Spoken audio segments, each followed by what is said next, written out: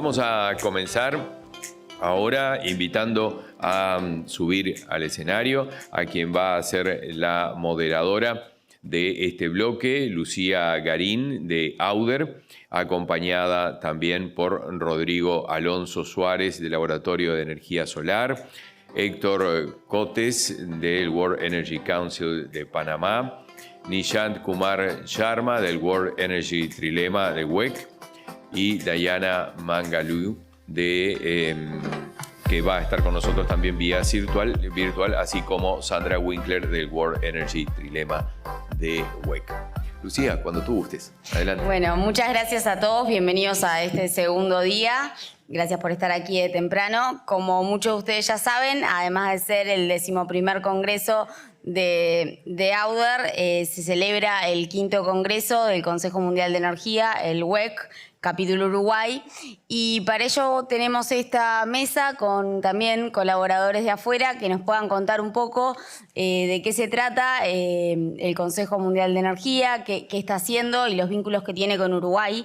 Y para eso vamos a dar pie a un video que nos manda Sandra Winkler, que es directora senior del INSIGHT del Consejo Mundial de Energía, donde lidera programas globales de perspectiva y previsión para facilitar un acceso más amplio y un uso más racional de la energía, grandes pilares que son para el WEC.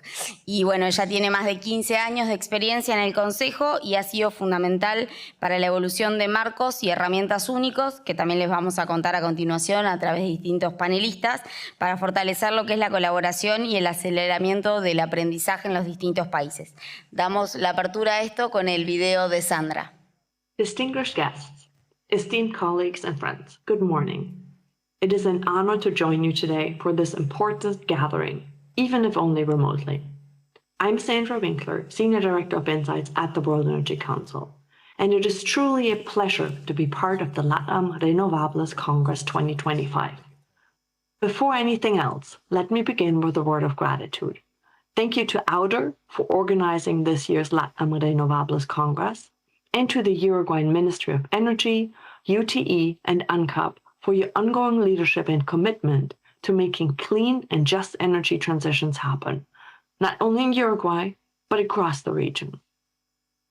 Uruguay has become a global reference in renewable energy, with one of the cleanest and most balanced energy mixes in the world, with over 90% of electricity generation comes from renewables. This achievement reflects long-term vision, strong institutions, and a collaborative national effort. It proves that inclusive and integrated approaches can deliver real and lasting results. This Congress also marks the 5th edition, led by the Uruguayan Member Committee of the World Energy Council, a committee founded in 1984 that continues to lead with purpose and passion. Its work, grounded in collaboration, innovation, and impact, remains an inspiration to our entire global community. I would also like to recognize the future energy leaders, both globally and here in Uruguay, for their creativity, energy, and commitment to shaping better, more inclusive, and forward-looking energy systems. Their leadership is essential to ensuring that energy transitions are not only successful, but also sustainable and just, now and in the future. At the World Energy Council, we believe that energy transitions are not driven by technology alone, but by people, partnerships, and shared purpose. And that's what this Congress represents, a platform for connection, insight, and action. Thank you again for your leadership and for your trust. I wish you all a productive and inspiring Latam Renovables Congress 2025. Muchas gracias.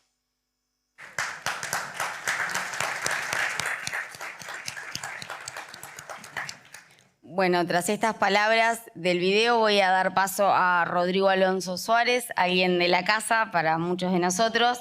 Lo presento, doctor en Ingeniería Electricista por la Facultad de Ingeniería de la AUDER, actualmente director del Laboratorio de Energía Solar y profesor agregado también de la Facultad de Ingeniería, y fue un gran impulsor del programa de futuros líderes de energía, que van a tener su espacio a continuación, del que también formo parte, así que muy orgulloso de eso que creaste. Y también desde 2018 a 2022 fue parte del programa de los 100 jóvenes líderes del Consejo Mundial de Energía por todas las contribuciones que has hecho en esta primera transición. Así que te doy pie a que puedas comentar a todos los oyentes nada, de qué se trata un poco toda esta colaboración.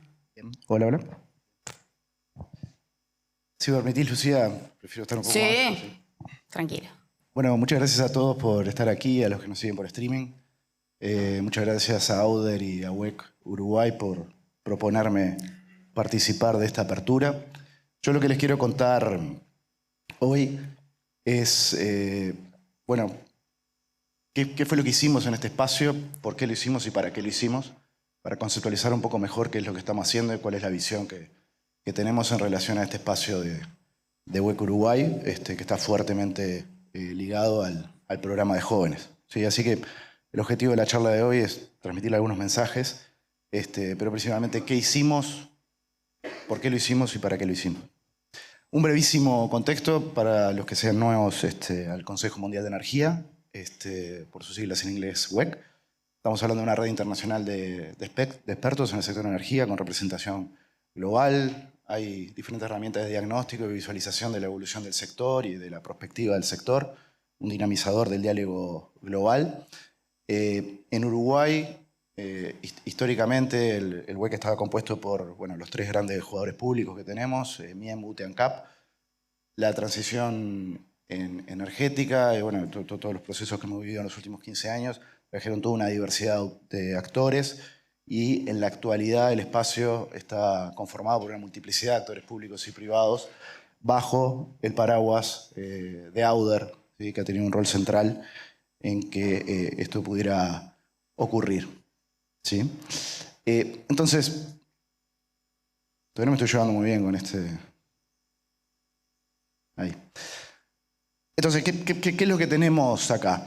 Tenemos un espacio de networking, un espacio de visibilidad y un espacio de bidireccionalidad con el mundo. ¿Para qué nos puede servir eso? Bueno, claramente para promocionar las cosas de Uruguay, para aprender de experiencias internacionales, después valorarlas, qué es lo que nos parecen esas experiencias en lo local, promoción de inversiones, captación de fondos, un espacio que permite trabajar todas esas dimensiones, ¿sí? Pero en particular aquí en Uruguay, WEC dio un espacio para construir una comunidad dentro del sector energía. ¿Sí? ¿Y qué son los espacios? Los espacios son lo que las personas que están en esos espacios construyen, no hay más historia que esa. ¿Sí? Entonces, en realidad la pregunta más relevante ante todo este escenario es ¿qué espacio tiene sentido construir en Uruguay?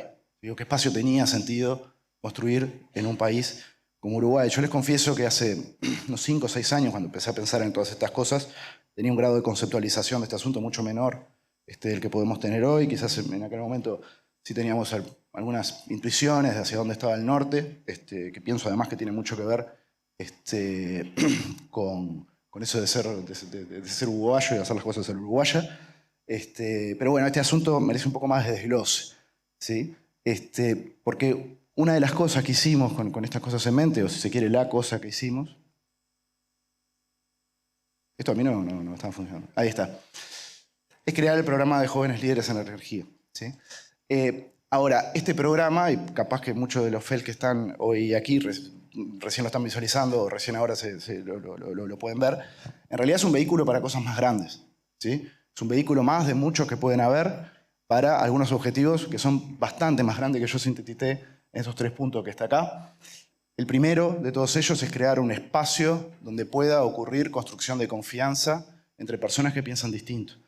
¿Sí? Cuando digo piensan distinto, estoy pensando en distintas trayectorias, distintas visiones, distintas experiencias. Cada uno interpreta el mundo de acuerdo a las vivencias y la trayectoria que tuvo.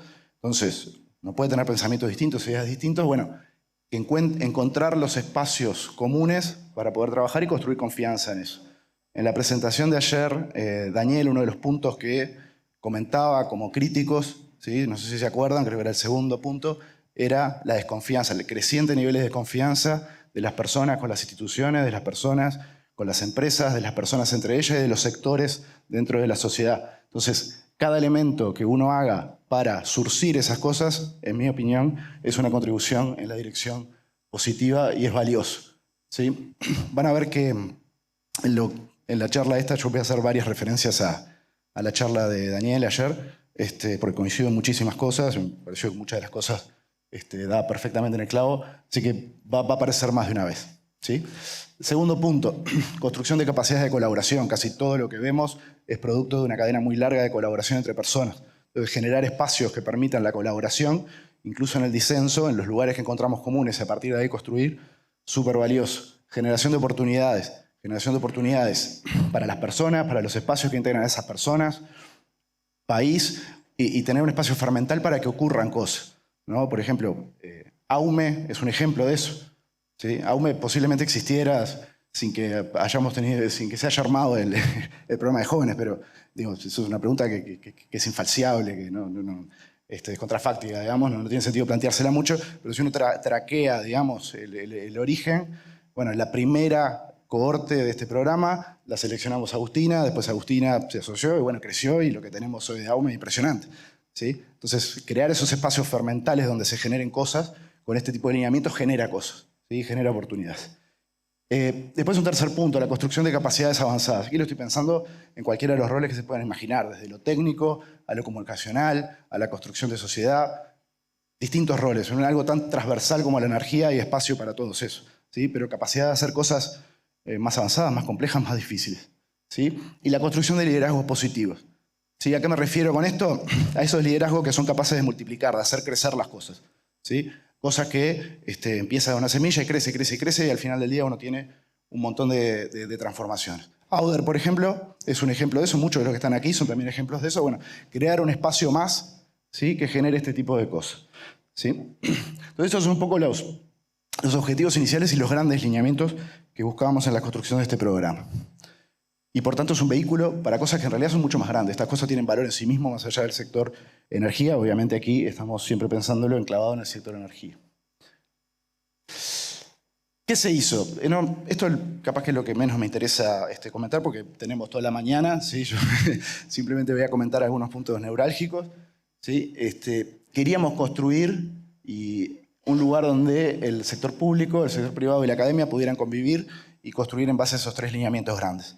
¿Sí? Este tipo de espacios no abundan en Uruguay, ¿sí? Y lo veíamos desde lo tecnológico, ¿no? De los perfiles que integraban ese programa tecnológico, social, ambiental. Yo, escuchando la presentación de Daniel ayer, me queda la duda, y capaz para el próximo comité de selección, que posiblemente además me toque integrar, el espacio comunicacional quizás no lo estamos olvidando en todo eso. ¿Sí? Y después, bueno, obviamente atravesado por territorio y género. De lo que yo les quiero comentar de todo esto es...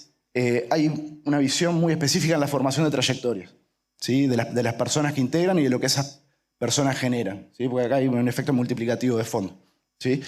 Trayectorias con visión amplia, ¿sí? No personas que estén mirando no, que sean capaces de ver el árbol, pero también que sean capaces de ver el bosque, ¿sí? Y que puedan dialogar en forma horizontal con todo lo que compone el sector energía, que pueda dialogar con un sector, con otro sector, con otro sector en forma fluida. ¿Sí? Es un perfil que no siempre lo tenemos arriba de la mesa. ¿Sí? Es un perfil valioso. ¿Por qué se hizo? Porque queremos contribuir a este tipo, al desarrollo del sector energía, tanto para el Uruguay, propiamente dicho. Obviamente acá hay una cuestión de Uruguay para Uruguay, digamos, de desarrollo país, eso lo podemos ver desde lo productivo, lo social, sin duda está atravesado por energía, ¿sí? Y bueno, y tener un vehículo para construir lo que se puede hacer en Uruguay. Pero no solo eso, ¿sí? Los que me conocen saben que yo hablo mucho de esto, de que bueno, sí, Uruguay por Uruguay, sí, tenemos enormes desafíos, de desarrollo país, todo lo que queramos, pero además tenemos una oportunidad de Uruguay para el mundo, ¿sí? De exportación de know-how y exportación de conocimiento. ¿Sí? No la tenemos que creer, porque es cierto, lo que ha hecho Uruguay es raro a nivel mundial. ¿Sí? Entonces tenemos esta oportunidad arriba de la mesa, obviamente se hace. Yo pienso que se puede hacer con más potencia y espero que este programa contribuya a estas dos dimensiones. Un poco es el por qué armar un espacio de este estilo. Y lo último, ¿para qué se hizo? Yo identifiqué estos puntos que están acá, voy a comentar un poquito sobre cada uno de ellos. ¿Sí? La construcción de una comunidad comprometida con el desarrollo nacional, ¿sí? Que haya un sentimiento de pertenencia, un desarrollo país entre los integrantes, la construcción de un efecto multiplicativo de nuestra narrativa país en energía. Nosotros tenemos una narrativa país, y es una narrativa país que está llenísima de contenido. A veces la palabra narrativa o relato rechina, porque nos suena a cosas de que están como vacías o que hablando punto y claro pueden tener humo, pero no es el caso nuestro. La narrativa país Uruguay está llena de contenido para mostrar, ¿sí? Es genuino, ¿sí? Entonces, tener un efecto multiplicativo sobre esa narrativa hacia Uruguay, como bien explicaba Daniel ayer, pero también hacia el exterior, es un aporte que pueden hacer espacios como este. La construcción de una red de interlocutores con diversidad que pueda potenciar esa narrativa, ¿sí? De vuelta, yo les dije que iba a hacer varias referencias a la presentación de Daniel ayer, pero acá la palabrita clave quizás es diversidad. Tenemos que hablar más y con más sectores y hablarle cada vez más gente, ¿sí? Y para eso necesitas diversidad de interlocutores, ¿ok? Nosotros podemos juntarnos acá, y de hecho lo vamos a seguir haciendo, lo va a seguir haciendo, y nos contaremos entre los 300, 500 que vengamos acá, lo crack que somos en los últimos 15 años, etc. Pero si no se lo contamos a más gente en Uruguay, y llega a todo el mundo en Uruguay, y a más gente en el exterior, nos quedamos cortísimos y corremos serios riesgos, como los que comentaba Daniel en la charla de ayer. Y después último, obviamente, ¿no? En clave, desarrollo de proyectos y de actividades. Fíjense que aquí, y creo que es la última referencia a la charla de Daniel de ayer, acá lo que pedía la jugada era desarrollo de proyectos y actividades de impacto, ¿sí? Yo con esto de las palabras, y coincido mucho con Daniel en eso, que las palabras hacen el lenguaje y el lenguaje hace los pensamientos de las palabras son claves. Yo tratando de sustituir ese impacto, y si Daniel ve este video, porque sé que hoy no podía venir, lo que se me ocurrió aquí es transformadores de la realidad para sustituirla, que es levemente distinta, es una propuesta, cada uno le pondrá la palabra que sienta más cercana. ¿Sí? Pero sí, queríamos desarrollar cosas concretas, proyectos, actividades, transformadores de la realidad. Para terminar, y no me mates, ya terminamos. Bueno, la visión de futuro.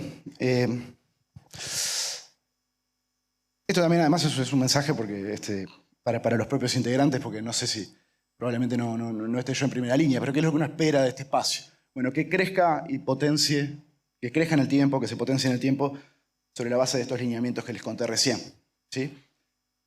Esos lineamientos tienen algo muy potente. ¿De qué son?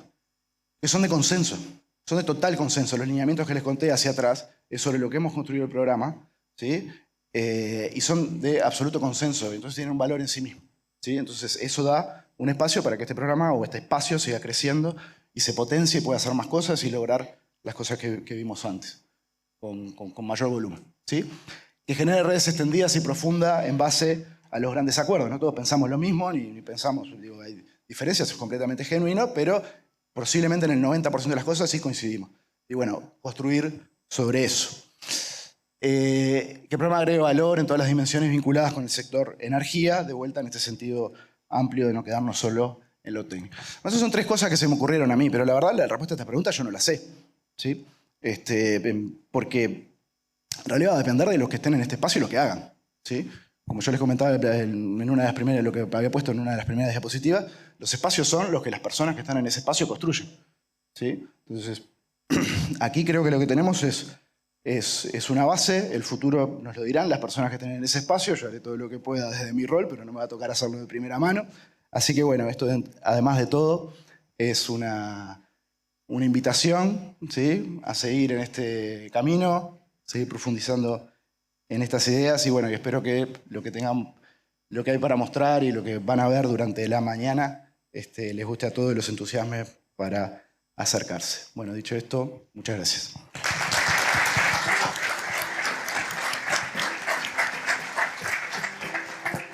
Bueno, muchas gracias, Rolo. Ahora vamos a pasar, tenemos ahí a Nishant y a Diana, que ahora los voy a presentar, pero un poco para vincular, ellos nos van a estar contando de distintas herramientas y trabajos que se hacen desde el WEC, ¿sí? Para los distintos países, y hay un poco vincular desde Uruguay, justo yo una pregunta respecto a eso, lo que quería hacer el nexo, desde Uruguay, ¿cómo podemos contribuir? Muchos de las solicitudes del Consejo Mundial de Energía vienen a través del programa de Futuros Líderes, que ya va a estar contando en el próximo panel, pero también hay apertura. Nosotros hemos trabajado en lo que es la definición del perfil del país para todos los índices que tiene el WEC, sí hemos contribuido en la definición del país y trabajando en lo que es el Trilemma, que ahora les van a contar un poco. Pero en ese ámbito también hay reuniones de los distintos países de Latam, o sea que todos los que estén interesados en poder tener una voz en cómo posicionar Uruguay en todos esos índices del WEC, vamos a estar lanzando comunicación a través de los futuros líderes para que todos los del sector energético puedan participar y contribuir. Así que están todos bienvenidos. Sin más, voy a presentar a Nishant Kumar Sharma, que está desde India. Por las dudas, estos dos speakers van a estar en inglés, hay traducción simultánea para el que los desee. En el caso de Nishant, es copresidente del índice del Trilemma del Consejo Mundial de Energía, que ahora les va a contar de qué trata, y es miembro de la Junta Directiva del programa de los 100 futuros líderes que comentaba Rodrigo también. Tiene amplia experiencia no solo en renovables, sino también en nuclear y térmica, y en la planificación estratégica a través de la principal empresa eléctrica de India, NTPC Limitada. Su trabajo se centra en elaborar estrategias energéticas sostenibles y con visión a futuro que se alinean con las tendencias emergentes del sector. Si no, la pregunta efectivamente era eso, cómo colaborar al WEC. Y bueno, la idea es desde el programa también de Futuros Líderes canalizar todas esas colaboraciones que piden Uruguay y involucrar a todo el sector, ¿no? Energético. Ya hemos tenido, hará unos 3 meses, un Zoom, ¿sí? Que se sumó por suerte bastante gente, era para distintos países de Latinoamérica para contribuir en la visión estratégica de Uruguay. Y la verdad que creo que de 30 participantes, 20 eran uruguayos. En un momento dudamos si no era solo de Uruguay. O sea que eso habla también de la respuesta y el interés de las distintas personas, que creemos que hay muchas personas que tienen un montón de cosas para transmitir de lo que fue esta primera transición, de cómo nos posicionamos a la segunda transición y bueno, y poder destacar Uruguay, que ya está elevado en estos índices, pero contribuir desde el conocimiento de todos y de todas las generaciones. Así que los invitamos, va a haber otro más en un par de meses. Así que estén atentos todos. En todo caso, si no, podemos pasar el video de Héctor primero. A ver, Nishant. Lucia, Right. can you Okay, hear? I'll start. Can you Sí, hear us? I can hear you perfectly and all the audience as well. So Diana, you can start. You can share your presentation, and then I'll continue. You can share it from your screen. Yeah.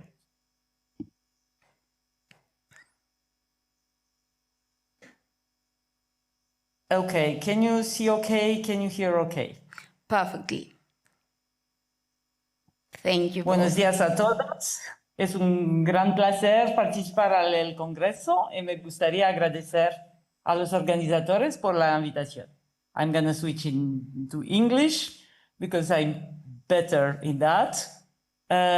However, if you want to ask questions, you can do it in Spanish. I've been in Uruguay. I love the country. I would be happy to be back, but now I'm going to share with you a couple of things about the World Energy Trilemma Index, which Nishant and myself, we are co-chairing on behalf of the World Energy Council. So basically what we are going to do here, first I'm going to introduce the trilemma as such, and then we go next to Nishant, who is going to explain what's happening in India specifically. And basically the whole idea of the trilemma and the index is to enable countries and regions basically to learn from each other. Obviously, countries also compare it to each other, but basically that's not the main issue. The main issue is to see what works, where, how, and can things basically be either replicated or adapted to the specific context, and to see how basically to manage people, planet, and prosperity in a way that all these connected and interconnected challenges of the energy security, affordability, and equity basically blend with environmental sustainability. And that's the whole idea of the trilemma. Very briefly, the story of the trilemma started almost 25 years ago in the 2000s, and actually the World Energy, the WEC, the World Energy Council, has been leading the way in the energy transition, basically in measuring it, but also managing the energy transition for basically almost 25 years now. So it started with what it was called the 3A, accessibility, availability, and acceptability. This dimension, we find them today again, but redefined, and I'm gonna go to that in a second. But the idea is that through the years, basically, first the concept came of a trilemma, and then as an index, as you probably many of you know it, and it's used by countries, it was launched at the COP15 in Copenhagen. So basically, this was assessing the 88 member countries back then, and then since it was quite a lot expanded. So we can discuss that, but I don't want to enter into too many of these discussions because you are going to see, you know, the exact way the Nishant is going to look into how that's used in India, and I'm sure that Lucia, actually, who worked on the Uruguay case, she can also share a number of things after. So basically, the idea is to have 3 dimensions: energy security, energy equity, and environmental sustainability all together. As I said at the beginning, they were defined as accessibility, availability, and acceptability. But as you can imagine, in the recent decades and years, the questions of equity and sustainability, environmental sustainability, have become much more dominant as many countries transition to low carbon systems and economies, and therefore, obviously, low carbon energy. And basically, the idea is how to have something which is reliable, reliable as it is at a standing point, but also in the transition all the way. And it comes with some issues which I'm going to refer to a bit later. So basically, again, it's been evolving. That's really a dynamic tool which has been used, and now it's in a kind of real big revamping, which is what Nishant and myself were helping the World Energy Council to work with. And it's quite a lot of work, and which is done in a very thorough way by the WEC. Already, maybe some of you actually even participated in some of the regional workshops. Quite a number of people, over 150 participants from 48 countries. Also global workshops to understand how to redefine and what are kind of blind spots and the critical blind spots, but also things which can be shared across the countries which are embracing and using the trilemma as a tool, but also what we call deep dives, which means maybe data are not equally present or available in some of these countries, and where you can do something which you can limit that to some either countries or cluster of countries or regions where things are getting really defined in a kind of deep and more detailed way. Just to take a few examples, typically for energy security, some of the critical blind spots which came up, what's happening with the grid. Grid has been lagging a lot in many of the countries. A lot of the renewables energy is coming in. However, grid expansions and modernization of the grid has lots of gaps. Questions of how to make more flexible generation and adaptation of the current system and the future system. How to pace the technology transition, how to make coexist lots of these technologies. What's happening with the infrastructure for alternative fuels. Again, there are gaps there. And all the questions of disaster preparedness and recovery gaps. So that one. On energy equity, a lot of things about inclusive transition, the just transitions, what are the benefits, what are also the challenges, market efficiencies, reforms, workforce readiness for the energy transition. That's something which comes again and again. How much is happening on the entrepreneurship side? And if I go, what was said just before, in terms of collaboration, the communication space which people can create, the trust that comes a lot actually under these energy equity things. And then obviously the environmental sustainability, which is what's happening and what's happening with the financial disclosure related to sustainability. The circularity in an energy system, which is having a lot of gaps. What's happening in the public sector, what's happening in the private sector, how do you align all of this? So, and then, you know, water footprints of the energy systems, the question of technology and AI and others. Oil and gas production is still there, how you do it in a more sustainable way, what's happening there. Nothing of that is prescriptive, of course. This is a tool which is put at the community disposal as a learning tools and to build communities and networks. But basically, in a nutshell, and I'm gonna finish here and hand it over to Nishant, is basically to provide a kind of legitimacy also in terms of climate policy making, which is going well beyond any kind of political leaning. We all know that the political space, particularly in terms of climate and energy, is quite loaded in different parts of the world. But World Energy Trilemma doesn't really care what's the political leaning in a particular region or country and can be used. And looking at basically how to create synergies, how to make sure that you are unveiling some of the blind spots and basically have something which makes sense in terms of navigating and having a compass for the energy transitions. And I'm sure that some of you know that there is, you know, the Trilemma online tool which can be used, and you can play with that. I'm gonna stop here a bit earlier than the 10 minutes, but just to see if Lucia wants to comment anything, and if not, I'm basically passing the floor to Nishant. Thank you very much to all for this, and I'm happy to respond to any questions.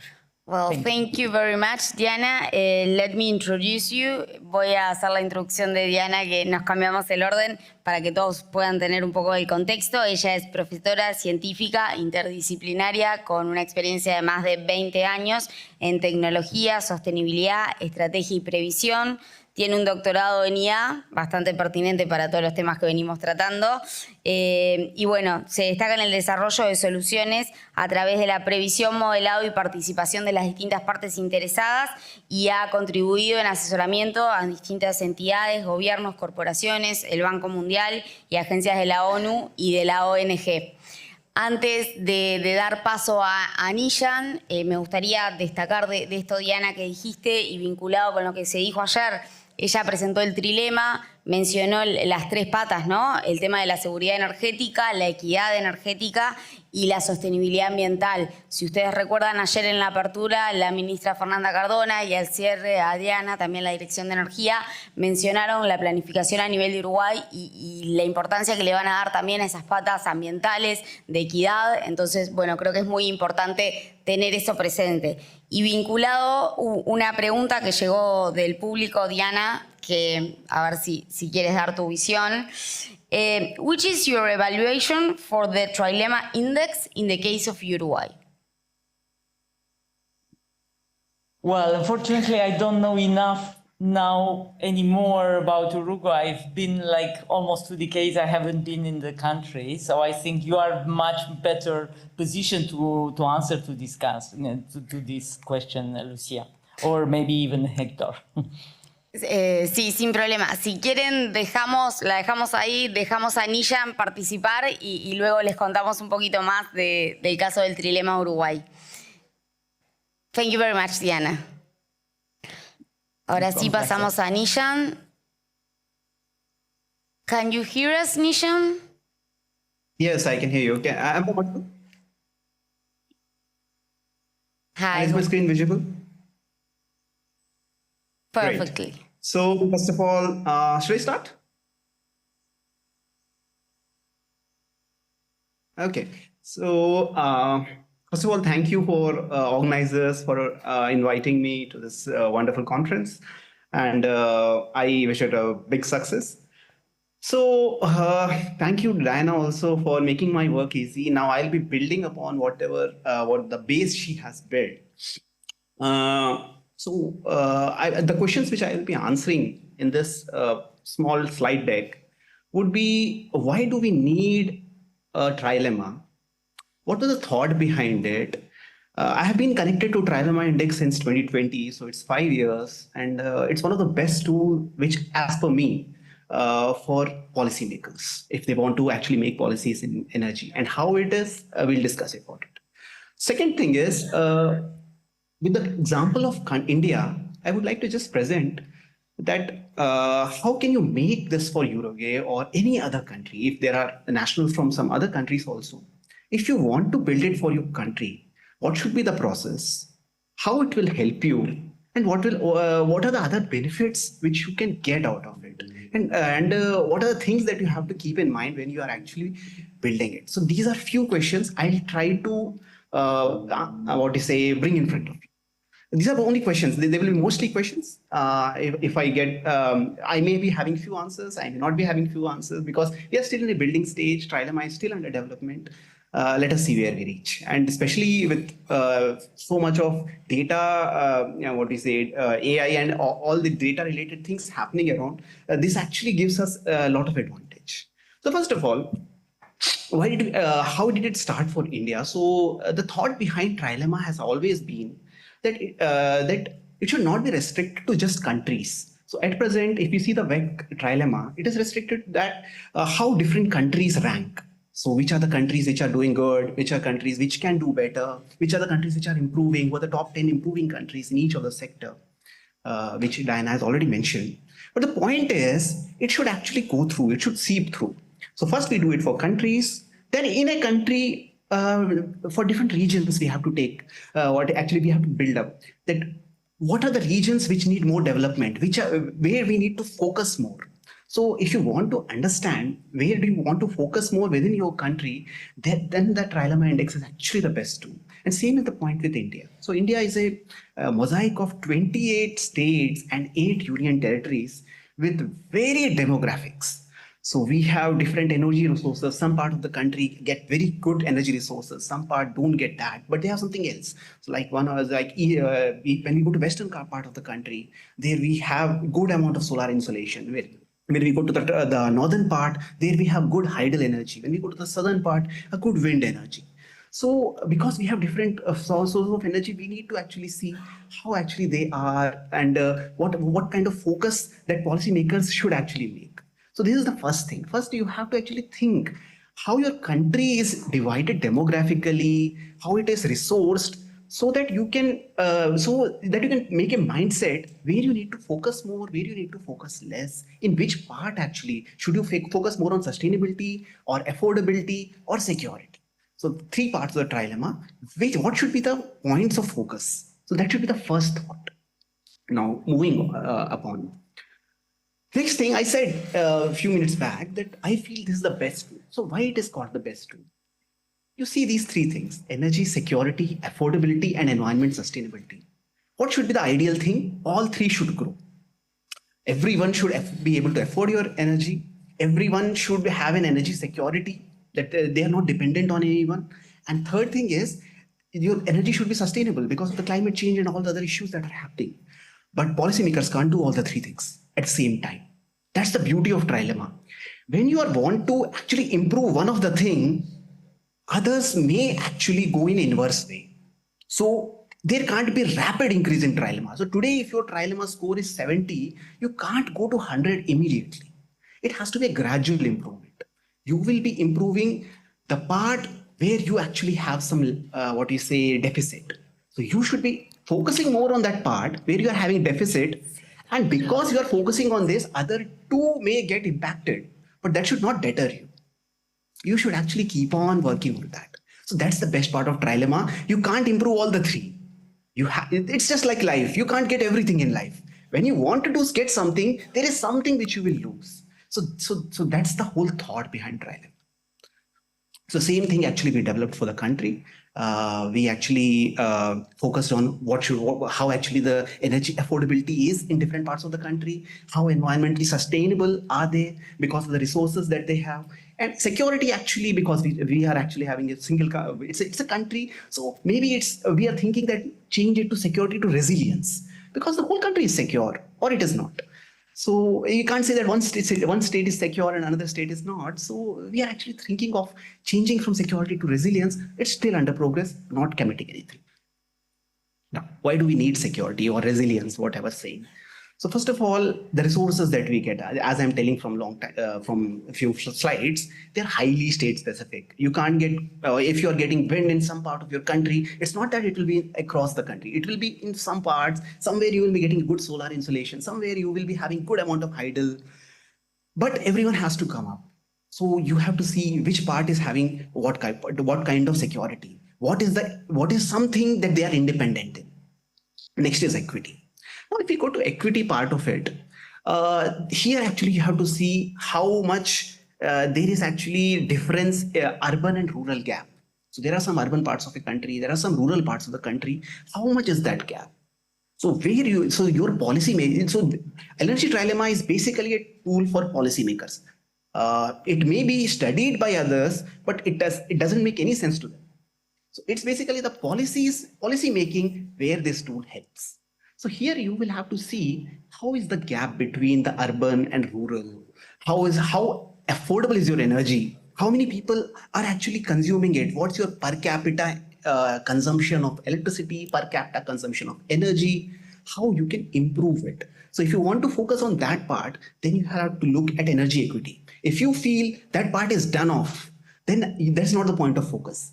You have to see whether security is lacking, whether equity is lacking or affordability is lacking, or the third part, sustainability. So energy is one of the most important part when we talk about sustainability because energy sector is the major polluter. So if you see, either it can be in transportation, it can be in power sector, it can be in industries, but anywhere you take 70 to 75% of your emissions will definitely be coming from energy sector, any one of them. So you have to focus. If you want to actually get to a net zero, if you want to get to a sustainable kind of economy, energy economy, then you have to see where do you land, what kind of, which is the major pollution emission sector, which is the sector which is giving you maximum emissions, and how you can reduce that. So these are the three things. So once you got all the three things, then you'll have to get, first of all, indicators and sub-indicators. Now, what are these? So India got 11 indicators, 37 sub-indicators. They look something like this.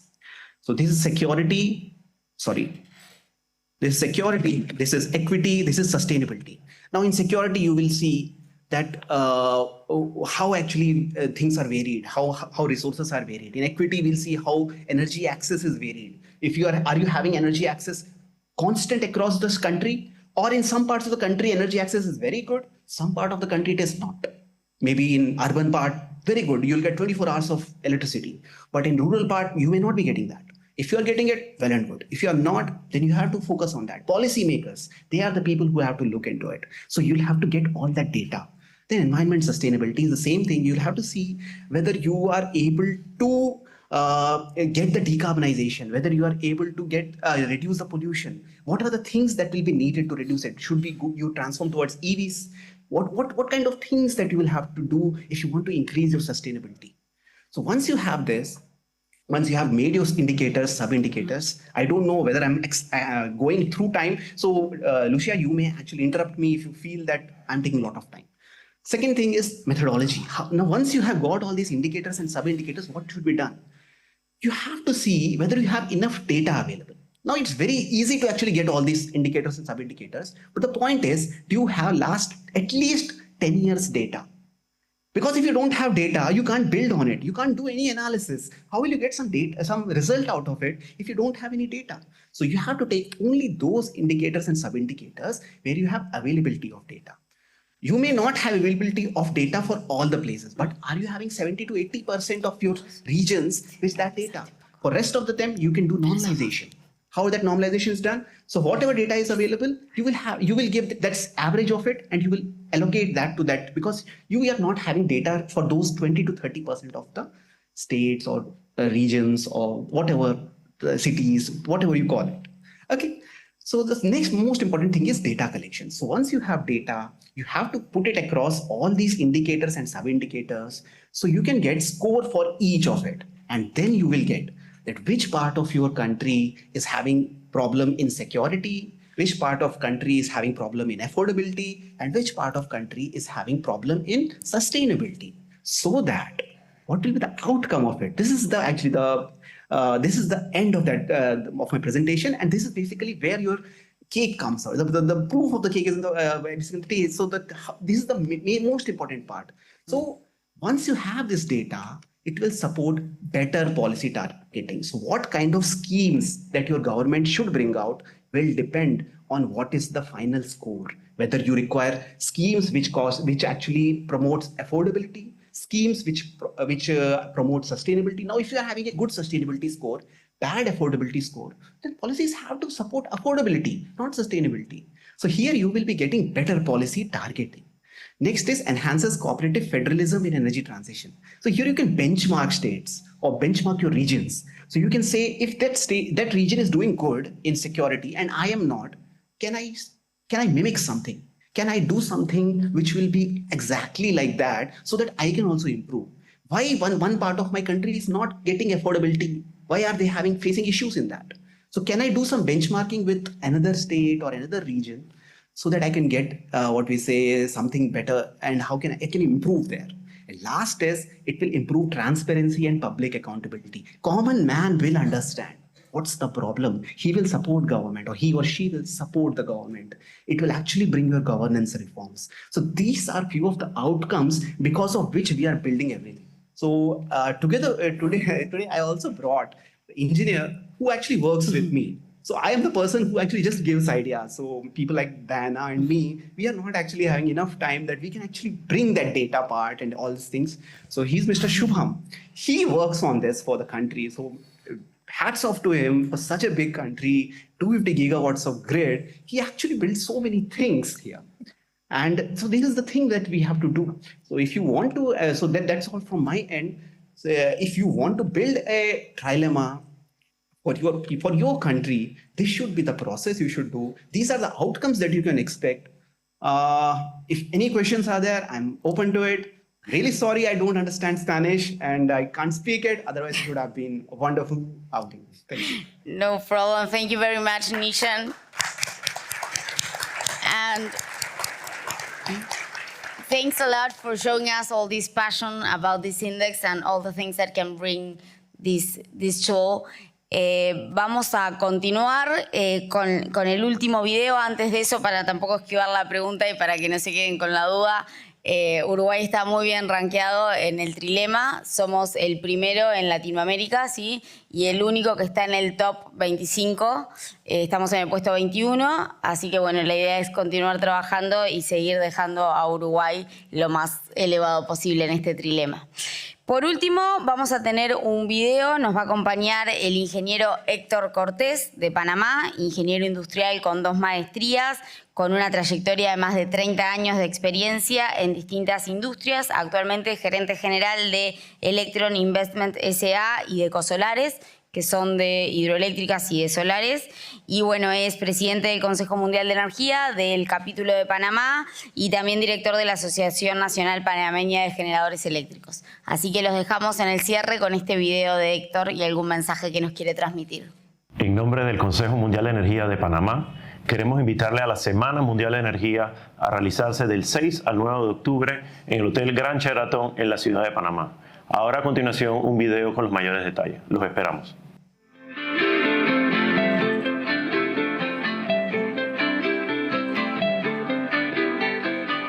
My name is Héctor Cotes, Chair of the WEC Panama Member Committee, and I'm thrilled to invite you all to come to Panama City in October 2025 for the upcoming World Energy Week in this amazing place we call home. In this World Energy Week in particular, we will celebrate the World Energy Council's remarkable and unique 100-year-old worldwide network, uniting communities from across the globe in an energy ecosystem.